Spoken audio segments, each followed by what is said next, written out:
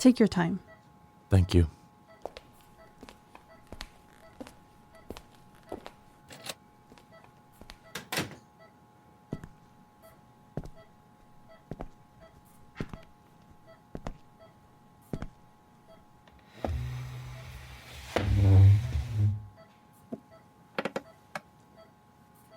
I sat there looking at her, lying there, helpless and dying.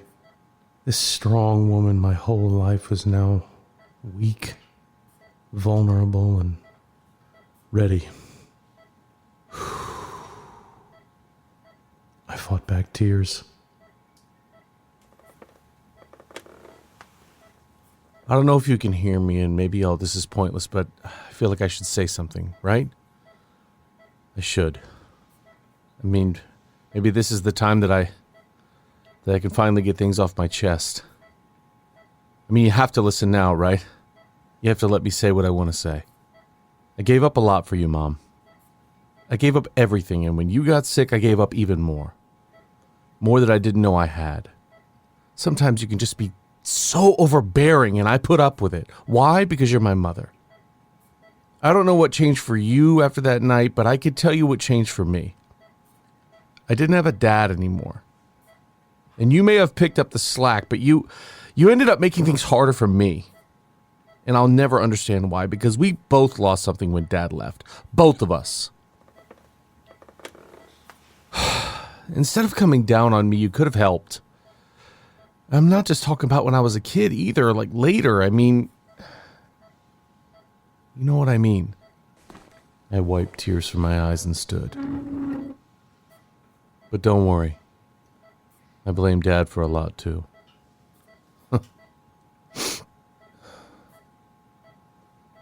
Okay, Mom. I'm gonna go now. I still love you. And I'll still miss you.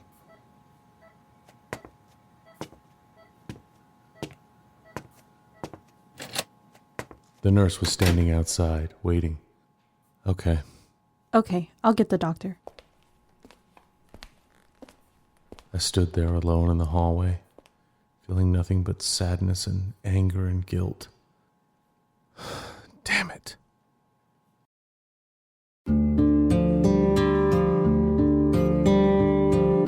Seven Lamb Productions presents Tower 4 Season 2 Episode 1 The Hangover.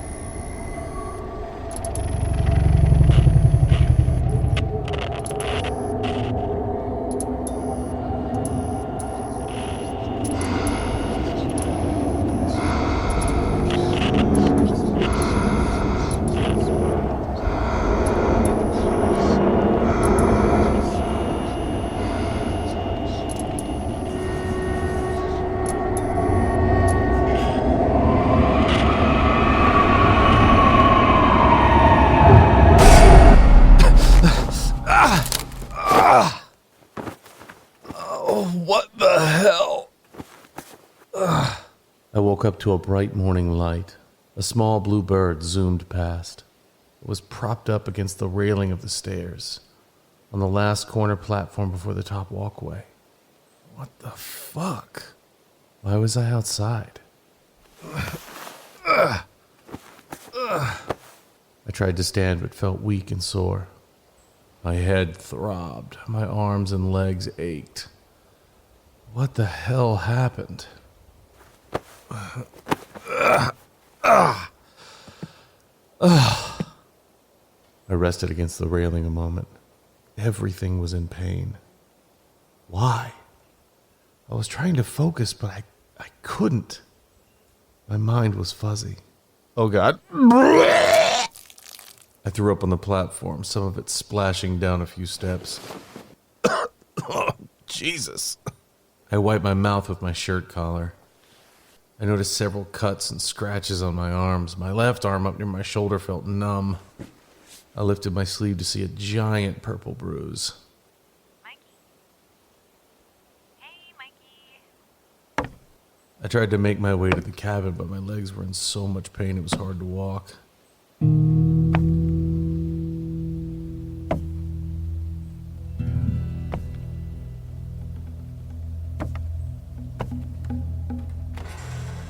I ended up hobbling my way inside, keeping hold of the railing, door, and walls. My right foot was killing me. Inside, an overturned chair and some fallen dishes. I looked over to my bed where I saw an empty bottle of vodka and my pill bottle. I shuffled over to it. There were several pills on the ground. I put them back in their case. Mikey, you there? The radio was sitting beside the coffee maker. Amber. There you are. Let me guess. Slept in? No, I don't think... Wait, what time is it? It's noon. But you were drunk, so it makes sense. It was either that or you left, but judging by how drunk you seemed last night, I assumed you probably slept it off. Slept what off? The idea of you, leaving? What are you talking about? You said you wanted to leave, remember? Oh. Are you having second thoughts? I was drunk last night? Thank God. What? You don't remember? No, I don't. Told you it was good vodka. I looked over to the empty bottle. I drank all that? No wonder I was so messed up. Mikey, Yeah. are you okay now? Now? You seem like you were going through some stuff last night. And maybe I didn't help, so I'm sorry. What did you do? I didn't do anything. Remember? You ditched me. But I didn't remember. I ditched you? When? Yesterday? Oh. Were we supposed to meet up? What are you talking about? Yes, we were supposed to meet up. We were supposed to go down to Shoshone. The cash? You wanted to check the cash? Oh, right. Yeah, I guess I forgot. Thanks. Sorry, just feel really out of it today. I'm sore and my neck really hurts. Some things were coming back to me. I remembered walking on the trail. I remember talking to Amber, but not sure what about exactly. Headache? Yeah, woke up outside. Outside? Yeah, on the stairs. Jesus. You're lucky you didn't fall over the railing.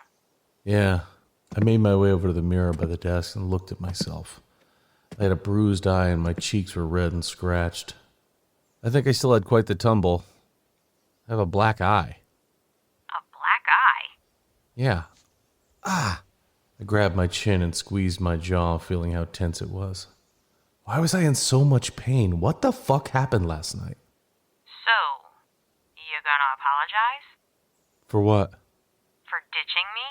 I can only vaguely recall our conversation about hiking to Shoshone, but did I? Did I ditch her? Mike?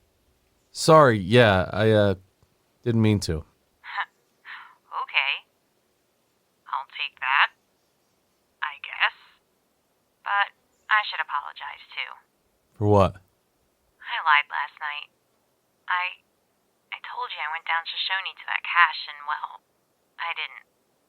I waited for a long time on Wind Walk, but when you didn't respond, I said fuck it and headed back. To your tower? Yeah. I wasn't gonna walk all the way to the cache if you weren't going to be there. Plus, I wasn't sure if I would need to call Jean in case something happened to you. Jean? Yeah, Jean. You know, the ranger. No, I know. Well, I guess I just said that because I wanted you to feel bad. But it seems like it didn't work because you don't even remember ditching me. No, I do. I just woke up. I'm still Processing? Sure. If you have a headache, make a coffee and go back outside and get some fresh air. That's what helps me after a hangover. Right. I inspected the rest of my body while standing in the mirror. Another bruise in the crevice of my right arm and under my shoulder. My knees were red and scratched. My right ankle was swollen. I lifted my shirt to see several other red marks on my chest and stomach. All this from falling out of a chair and outside? Hey, Mikey. Yeah. Does this mean you changed your mind? About what? About staying? I don't know. I guess. Good. I'm glad.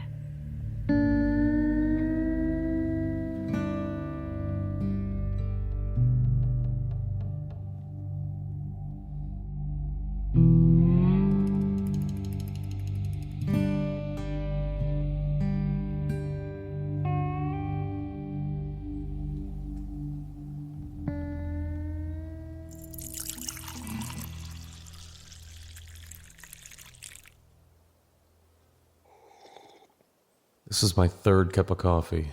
My headache was still sticking around and I was still tired.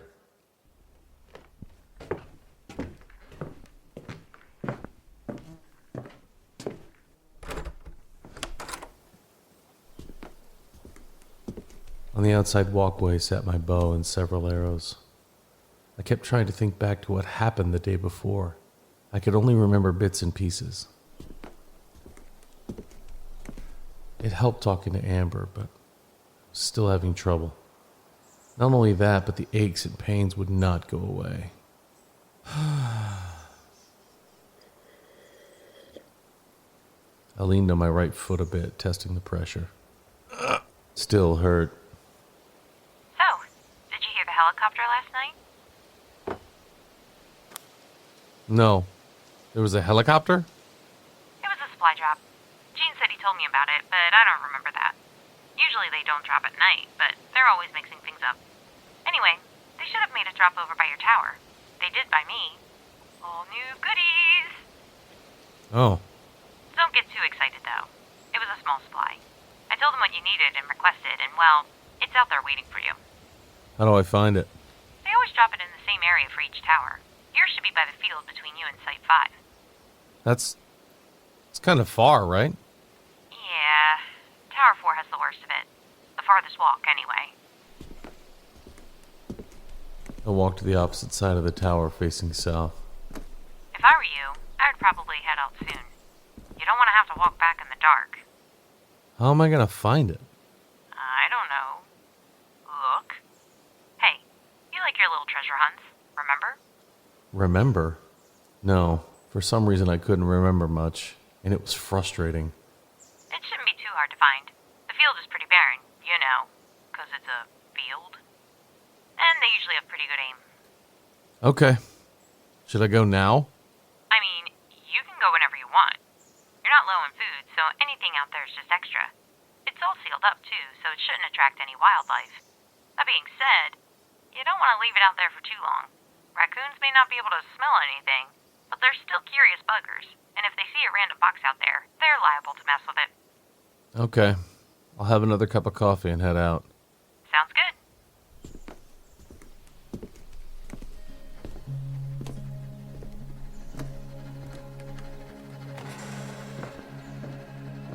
I walked back inside and up to the large wall map and checked the trails. I ran my finger over 3 posts. That's right. Amber mentioned a treasure hunt. I was checking out all the caches. Why? Because of a number, that's why. The number that was on my computer.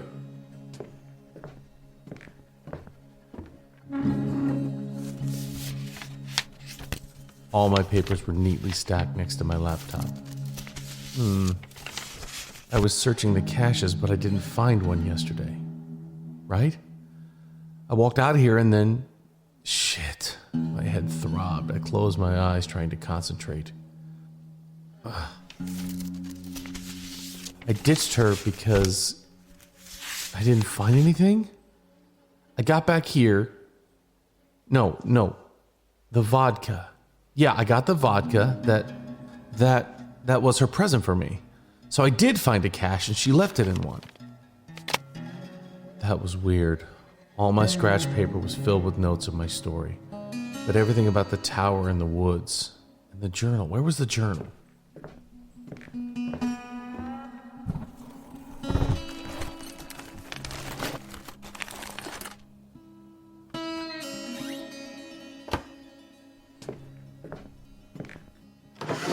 The journal, the map I made, the weird ramblings.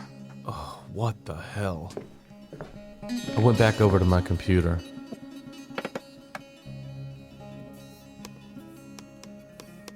Motherfucker! My document with the numbers was gone. It was saved to the desktop. I remember saving the file and now it's gone. I checked the bin, but no. Think, Mike, think. You were supposed to meet Amber, right? You were searching caches because of the numbers, but you checked the ones over here. You made a map. In the eyes, you marked the caches you checked and the places you saw those weird freaking carvings. But everything was gone. Mikey, Yeah. I talked to Gene. He said your drop shouldn't be hard to find. Are you rushing me? No, I told you. Leave when you want, but beware of the raccoons. Right. As I went to the wall map, my sore ankle was acting up. I looked down at the redness. Hey, Amber. I don't know if I'll be able to go today. No? The headache that bad? No, it's not the headache. I twisted my ankle. I don't see me walking too far. Oh, how'd you do that? I guess last night, In your drunken tumble? apparently. Well, I mean, you can leave it if you want. I think it'll be okay. What about the raccoons? That's a chance you'll just have to take. Hey, Amber. Yes, Mikey? What else did we talk about last night? You mean besides you quitting? Yeah. You're not thinking of leaving again, are you? I just want to know what else was said. You really blacked out, huh? Shit. Well, I don't know. We talked about a few things. We talked about you ditching me. We talked about the fact that you took my vodka and still ditched me. We talked about how it wasn't cool that you decided to ditch me. Amber? Sorry. Let's see. What else? You mentioned your radio was broken. Really? Yeah. I stared at my radio in my hands. Looked fine. Then you mentioned how you got lost in the woods, but eventually found your way back, and then, I don't know, you started saying you were done with this place. You wanted to quit. As she talked, I inspected the spare radio. It looked fine, too. You said you were tired of everything. I chalked it up to you being drunk, but you said no. Amber, my radio's fine. Both of them. Okay. So you've lied about that? No, no. I don't remember saying that. You did. You definitely did. What else did we talk about? One thing that was odd was that you asked me about the Gulf spill. The oil spill? Yeah. You asked me if I felt bad for not helping. Oh. It was super weird. And what did you say? Are we really having this conversation again? Please. Okay, well, I said no. I didn't feel guilty. I didn't cause the spill, Mike. Why would I? But I think that convo was just a way for you to talk about your mom and your ex. Really? You mentioned Mel. Oh. Listen, Mike, sometimes this place can get to you. The isolation is, well, it can force you to think about things you don't want to think about, or dwell on. Combine that with the story you're working on, and shit, I'm sure you can't help but think about your past. I guess that's true. Seems like it. Does that happen in your case? Used to. Not much anymore. And, not to the extent you're experiencing. Right. Mike, I mean this as a friend. I think you're going through some stuff. Stuff you don't really want to talk about, but stuff you can't stop thinking about. And maybe it's old, past problems that are being thought about because of your isolation. Or maybe it's something different entirely. I don't really know. But you know I'm here if you ever want to talk. I promise to never call you crazy. Yeah, I appreciate that. What did I say about my mom? You mentioned a bird. Oh, I did? Yeah. You don't remember that either? No, I don't. But now my mind was drifting. I was 12 years old, standing in front of my mom's room, holding the box with the bird chirping. Mom, inside her room, crying, and me hesitating to go in. Well, you mentioned rescuing a bird. Your mom let you keep it. You helped it. You also mentioned something else. What's that? That you found the bird not long after your dad took off. I was staring at myself in the mirror from my seat, my jaw clenched. Mikey? Thanks, Amber. I got up from the table, leaving the radio behind. I shuffled outside and grabbed onto the wood railing. On the opposite side of the tower on the roof, a small thrush. Apparently I could recall the name from my bird-watching downtime. That was something else I remembered. It fluttered its wings a moment before taking flight, zigzagging through the air and becoming just a speck on the horizon. It reminded me of the day in my front yard as a child, watching the bird disappear, feeling Mom's hand on my shoulder. She cried then, too. But I knew it wasn't because of the bird. It was because of Dad. After that day, things changed drastically between us.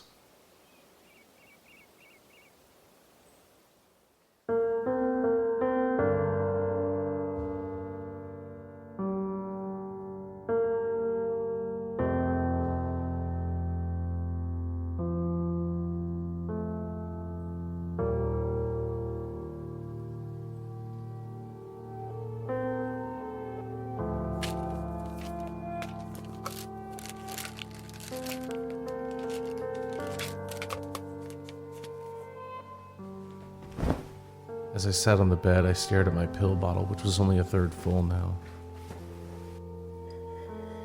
I'm sure some fell to the floorboards, but I wondered if I possibly took a bunch last night.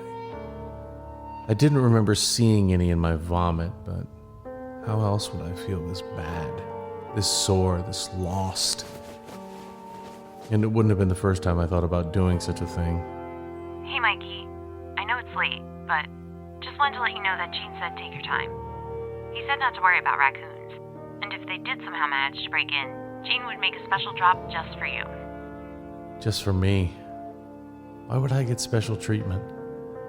I wondered if Amber mentioned me contemplating leaving. You got that? Yeah, thanks, Amber. Okay. Have a good night, and hope you feel better in the morning. Thanks. Good night.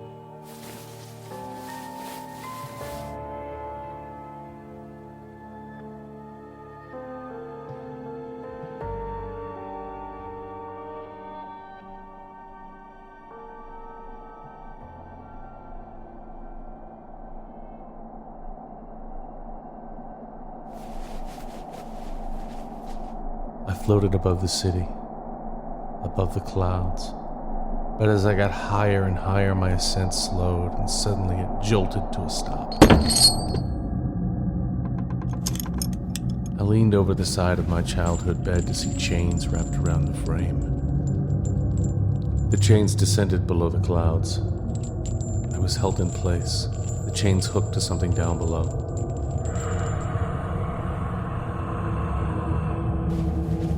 I spun around to see a hallway before my bed now.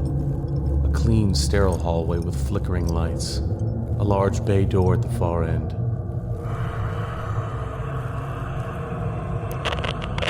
Help. Help. Is anybody here? Hello?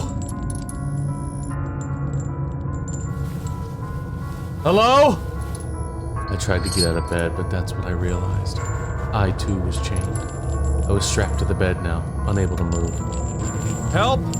Hey! Help! Two dark figures came to my side. I couldn't see their faces. They were nothing but shadows.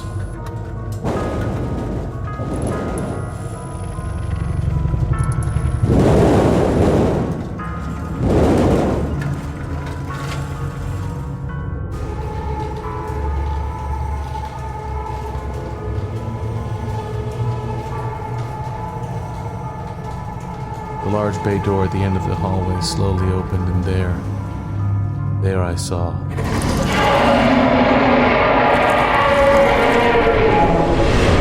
Jesus Christ! What the hell? What the hell? I'd never had a dream like that before. I took a moment to relax. When I looked at my watch, it read 4 a.m. 4 a.m.? I thought about taking another sleeping pill, but something caught my eye outside. A light. I could just barely see it.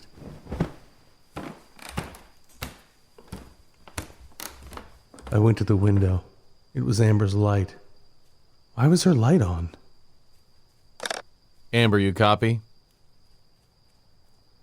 Amber, you copy? Amber! But she wasn't answering. I waited a good 5 minutes. I was about to try one more time until the light went off. What the hell? Why was she up at 4 in the morning? Why was she not answering? Oh, God damn it. Now I remember why I wanted to leave.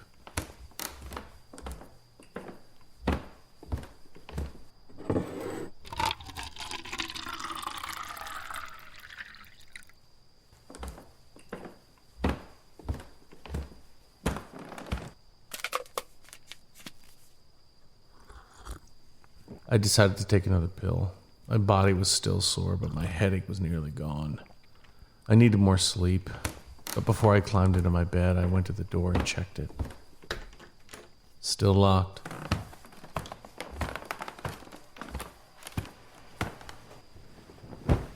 The dream I just had, or should I say nightmare, was something I'd never experienced before.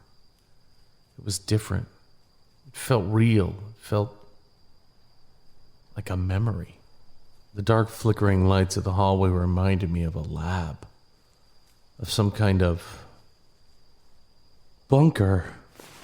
Holy shit. My mind began racing. I couldn't believe it. A bunker. A bunker. And Jerry.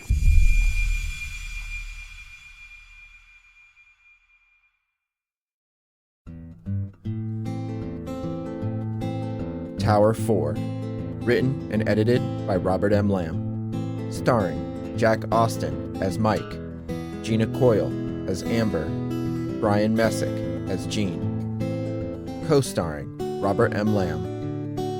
Music provided by Kevin MacLeod of Incompetech.com and Brett Wilkins at Facebook.com/WilkinsMusicFL. If you enjoyed Tower 4, visit 7lamb.com for more podcasts such as this one. Also, don't forget to follow 7lamb on Facebook, Instagram, and Twitter at 7lamb Podcasts.